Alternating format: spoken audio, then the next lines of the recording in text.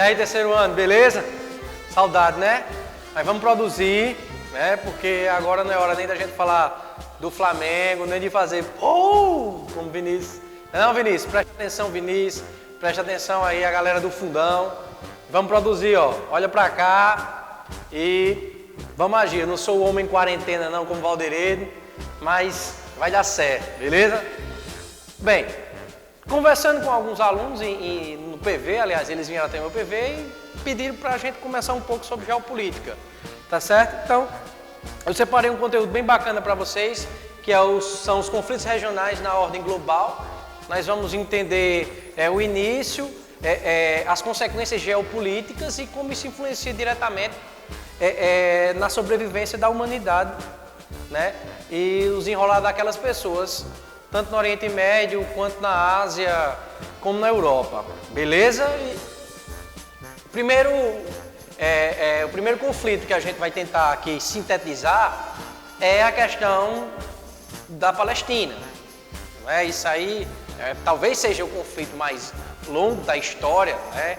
Que vai começar lá em século 7 antes de Cristo, né? E aí a gente observa a questão ali do povo judeu, do povo árabe, né? Começa ali com a expulsão dos judeus daquela área, onde hoje é o Estado de Israel, né? Que eles classificaram como a diáspora, né? A partir dali já começa a origem desses conflitos. Eu não vou me aprofundar nesse contexto histórico, mas o conflito moderno, assim a gente pode classificar, ele começa a partir da criação do Estado de Israel em 1947 pela Organização das Nações Unidas, né? O Estado de Israel ele foi criado em uma divisão ali no território palestino, né? Onde, se não me falha a memória, 53% do território ficou para os judeus, né? Sendo assim o Estado de Israel, e 47% ficou para a Palestina, de fato. O curioso é que na época a população palestina ela era maior do que a população de Israel, certo? E isso fez com que alguns palestinos ficassem altamente chateados, né? Vamos usar essa linguagem popular. Então, isso vai desencadear uma série de problemas. Por quê? Porque em 1948 Israel declara-se independente total, anexa alguns territórios palestinos, expulsa alguns palestinos daqueles territórios, né? E declara guerra a vários países árabes daquela região. Tá certo? Então, a partir daí, nós temos um conflito que desencadeia até hoje, né? Ao longo do tempo, foi surgindo organizações com o objetivo de tornar a Palestina mais forte. Uma delas é a OLP, a Organização para a Libertação da Palestina, né? Que muitos classificaram no início como uma organização terrorista, né? Hoje não, hoje a OLP é uma das poucas organizações ali naquele conflito que não é considerada terrorista, né? A OLP que teve como grande líder Yasser Arafat. Um dos grandes interesses, tanto de Israel quanto da Palestina, é a faixa de Gaza. Um pedacinho de terra, um dos pedaços de terra mais densos do mundo, né, que tem uma grande densidade demográfica, que tem um interesse tanto de Israel quanto da Palestina. É controlado pelos palestinos, porém as fronteiras e a parte aérea é controlada por Israel, né? Israel sem dúvida, é uma das grandes potências militares que existe no planeta, não só militar, mas na ciência, né? Econômica também, a gente pode classificar, e um país altamente conservador, né? Então, a faixa de Gaza, ela é um pedacinho de terra que liga ao oceano, né? Liga ao mar, perdão, e tem interesse dos dois países. A gente pode destacar o surgimento de grupos terroristas, tanto o Jihad, que composto por fundamentalistas, né, quanto o Hamas. O Hamas ele é um grupo terrorista que até pouco tempo o Brasil, por exemplo, não reconhecia o Hamas como um grupo terrorista. Mas países como os Estados Unidos, o próprio Israel, alguns países da Europa reconhecem o Hamas como terroristas, né? Para o povo palestino, para boa parte do povo palestino, o Hamas ele é um partido político, né? Ele elege lá seus representantes, ele tem um trabalho social, porém ele trabalha com a luta armada. tá certo? Então isso é um conflito que até hoje não teve paz. Né? Você vai ver sempre na TV, você vai ver nos noticiários, né? A tensão que existe entre Israel e a Palestina, né? Entre os cristãos, entre os judeus, perdão, e os árabes, né? O povo muçulmano naquela área. Beleza? Vamos dando continuidade porque o tempo voa, minha gente. Certo? Outro conflito bastante interessante é a Guerra do Golfo.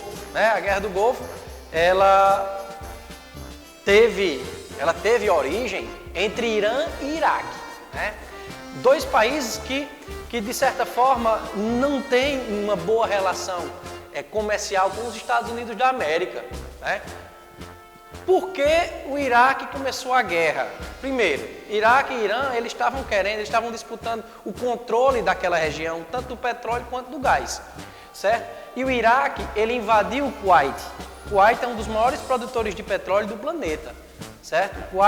O Iraque, ele queria se apropriar de fato daquelas reservas de petróleo do Kuwait, certo? Foi aí que os Estados Unidos, autorizado pela ONU, né, já que os Estados Unidos estavam se metendo na guerra entre Irã e Iraque, financiando alguns rebeldes, tanto iraquianos quanto iranianos, foi aí que os Estados Unidos viu a oportunidade de entrar na guerra, para expandir a sua política de controle e de influência ali naquele setor do Oriente Médio, tá certo? Então, houve uma invasão do Kuwait, né?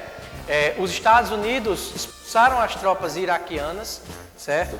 Em 1991, era uma rivalidade antiga entre o presidente George Bush, o pai, e o ex-ditador, ex-ditador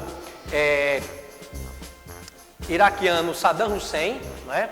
Essa guerra ela teria um novo embate em 2003, né? Quando os Estados Unidos alegaram, coisa que não foi provada até hoje, que o Iraque tinha armas de destruição em massa, como por exemplo as armas químicas. Né? Os Estados Unidos alegaram isso e invadiram o Iraque, uma guerra que durou aproximadamente 30 dias. Né? Depois de 30 dias, os Estados Unidos derrubou Saddam Hussein. Saddam foi preso e foi enforcado, né? Julgado pelos seus crimes de guerra, pelos seus crimes contra a humanidade. Ele foi preso e julgado e morto. Os Estados Unidos dominou o Iraque, né? Teve aquela parte intervencionista, ficou com suas tropas no Iraque até bem pouco tempo, até que o Obama mandasse retirar todas aquelas tropas. Uma das principais consequências dessa Guerra do Golfo foi a situação dos curdos. Né? Os curdos a gente classifica como a maior etnia sem um local fixo e próprio para residir. Né? Eles não têm um território próprio, eles são espalhados ali pela Tunísia, pela Turquia, certo? Por quê? Porque eles não têm um território para que fique aquele pessoal. Só para você ter ideia, são 26 milhões de curdos espalhados por toda aquela área. Beleza? Outro conflito importante, que eu acredito que já é mais recente, que vocês possam ter visto na TV, é a Guerra da Síria. Né? A Guerra na Síria, ela tem como grande consequência refugiados. Mas vamos entender por que começou aquela guerra lá na Síria. Primeiro, começou na Primavera Árabe. Professor, o que foi a Primavera Árabe? A Primavera Árabe foi uma onda de revoluções, né, que existiu ali em vários países árabes, certo? Essas revoluções, elas visavam o quê? Elas visavam a imposição, né, e justificativas através de um processo democrático, visto que boa parte daqueles países eles vivem ditaduras, né? Eles vivem em regimes totalitaristas e ditatoriais. Né? Um grande exemplo disso é a Síria. A Síria era comandada pelo pai de Bashar al-Assad desde 1962, né? E em 2000, no final dos anos 2000, né, 2010 para 2011, no início da década passada, nós tínhamos o Bashar al-Assad, o filho, comandando a Síria com mão de ferro. Né? Não existia direitos civis, não existia direitos democráticos. E isso despertou a atenção ali, com um efeito cascata. Sendo que o Ocidente que eu digo os Estados Unidos, países da Europa, eles apoiavam a queda do regime de Bashar al-Assad e em posições democráticas. Tá certo? A Rússia, por sua vez, apoiava o regime de Bashar al-Assad. Sendo que existe um terceiro braço nisso, o que a gente chama de ISIS, né? O Estado Islâmico. O Estado Islâmico surgiu tentando implantar um regime teocrático baseado no Alcorão, certo? Então vocês sabem, conhecem bem, o Estado Islâmico é um grupo terrorista, né, que de fato é o terceiro membro dessa guerra lá dentro da Síria. Nós temos o Estado Islâmico, nós temos o governo Bashar al-Assad e nós temos os, por que não dizer, os democratas, né? Influenciados diretamente pela política norte-americana. Aí você pergunta, professor Jader, como está atualmente a Síria? A Síria continua comandada por Bashar al-Assad, certo? E com o apoio incondicional da Rússia. Por que a Rússia apoia um ditador? Bem, gente, é tudo uma questão de geopolítica ali, principalmente a questão do controle do petróleo e da influência no Oriente Médio. De um lado os Estados Unidos, do outro lado a Rússia, certo? E aí nessa queda de braço, os russos, eles se mostraram mais eficazes. Por quê? Porque ali eles vão conseguir influenciar a geopolítica de todo o Oriente Médio, beleza? Outro grande conflito que nós temos é o conflito da Caxemira, que é entre a Índia e o Paquistão. Vamos entender por que um país como a Índia, né, que aí, quando vocês estudam lá no segundo ano médio, lá no nono ano, questão de um país que teve sua independência pacífica, né, lá com o Mahatma Gandhi, como é que um país ele entra em conflito atualmente? Tudo questão econômica, gente, certo? A Caxemira é um pequeno pedaço de terra, pequeno na forma de dizer, mas até um pedaço de terra considerável, rico principalmente na parte hídrica, né? Em que o governo indiano, ele, de certa forma, não quer abrir mão de forma alguma. Primeiro, porque boa parte da economia indiana, né, até pouco tempo, era de cereais, né, principalmente o arroz, o trigo. Você sabe que o arroz ele precisa de muita água para poder ser cultivado, e as grandes reservas de arroz.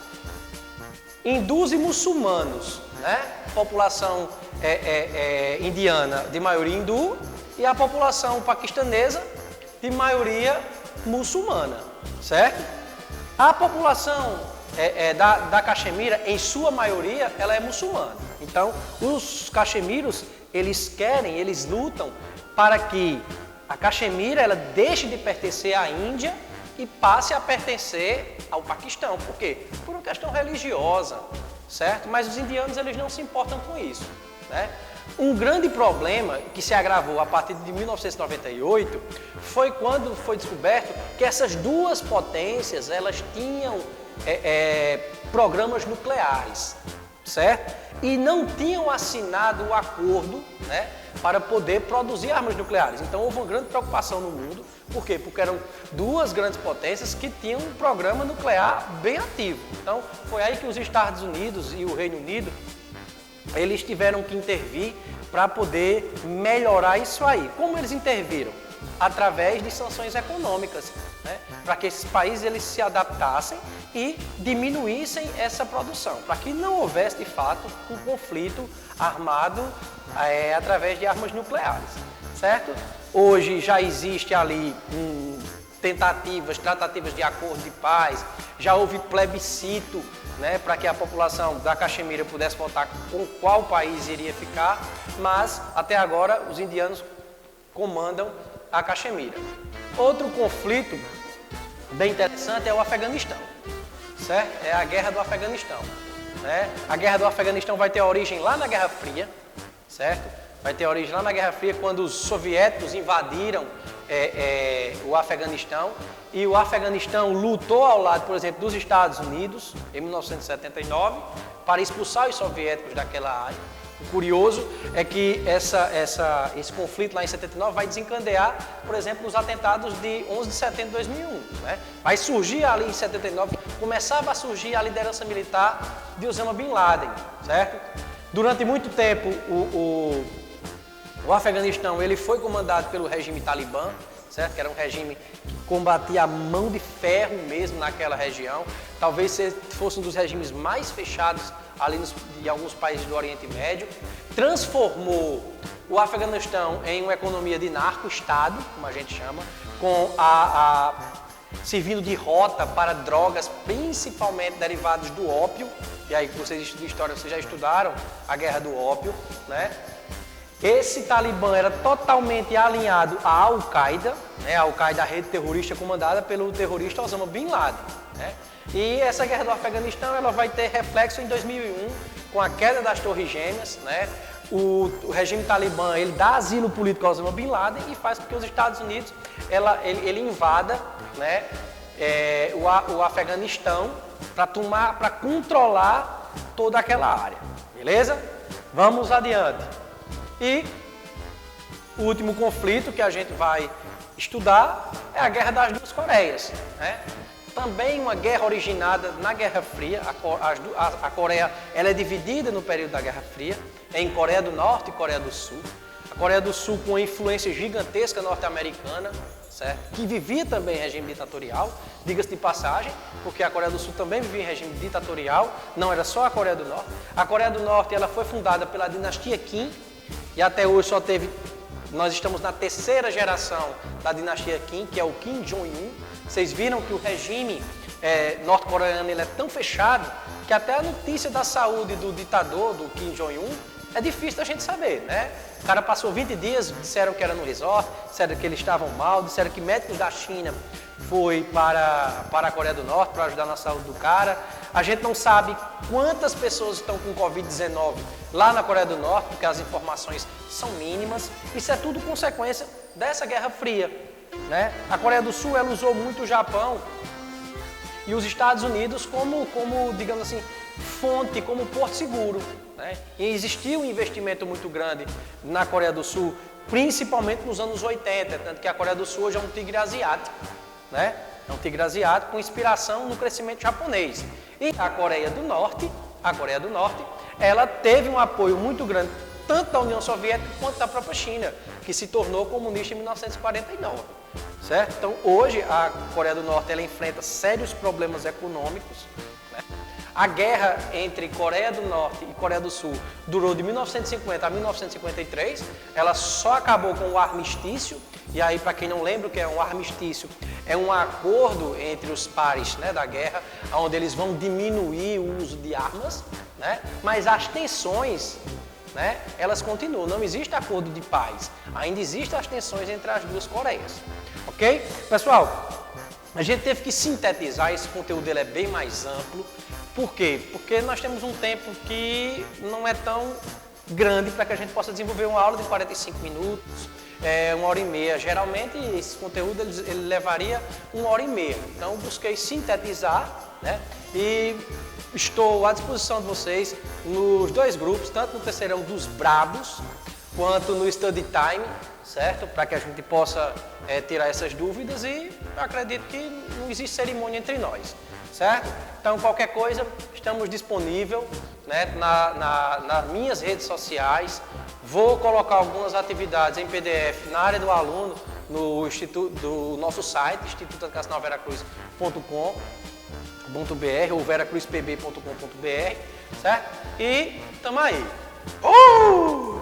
Veracruz, ó Veracruz, que me